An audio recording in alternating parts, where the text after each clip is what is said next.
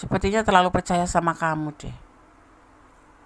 Ya, dia punya masalah nggak cerita, punya apapun nggak cerita, jadi kurang terbuka, kurang kurang kurang ler gitu ya. Makanya termasuk kekecewaan yang nggak diceritakan. Masalahnya kekurangan kamu apa atau dia maunya apa, nggak cerita gitu. Terus atau ada masalah tentang finansial, dia nggak cerita, tahu-tahu ngilang gitu aja.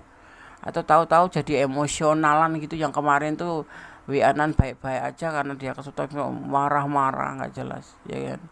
Kayak gitu, ya. Kenapa? Karena dia berharap kamu tuh peka. Ini kan namanya ego ya. Seharusnya saling cerita, kalau namanya pasangan tuh saling cerita, saling terbuka.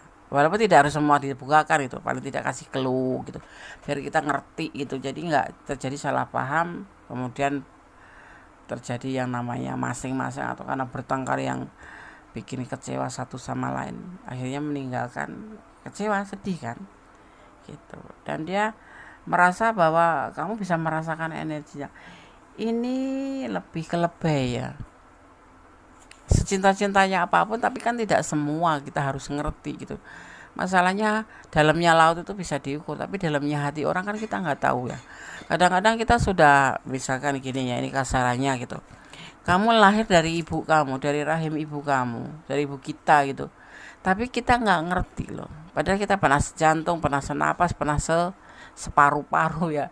Ibaratnya hidupnya kita tuh pernah numpang di rahim ibu kita gitu. Tapi setelah kita lahir kita nggak ngerti gitu loh, dalamnya hati ibu itu kayak seperti apa. Kalau tulusnya kita paham, lihat, kita rasakan dia suka sayang sama kita.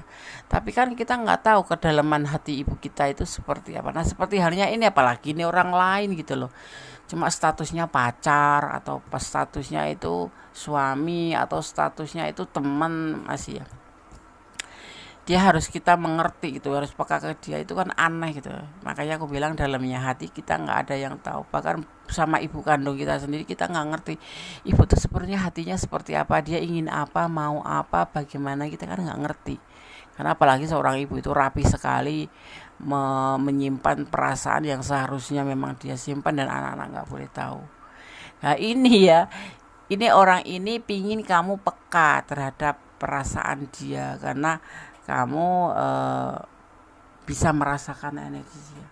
Nggak mungkin kan, makanya terjadi yang disebut namanya kekecewaan. Dia nggak cerita, dia nggak pernah menceritakan ke kamu, nggak ngerti dia maunya bagaimana, dia dalam keadaan bagaimana. Orang dia tiap hari yang ditampakkan cuma yang baik-baik saja.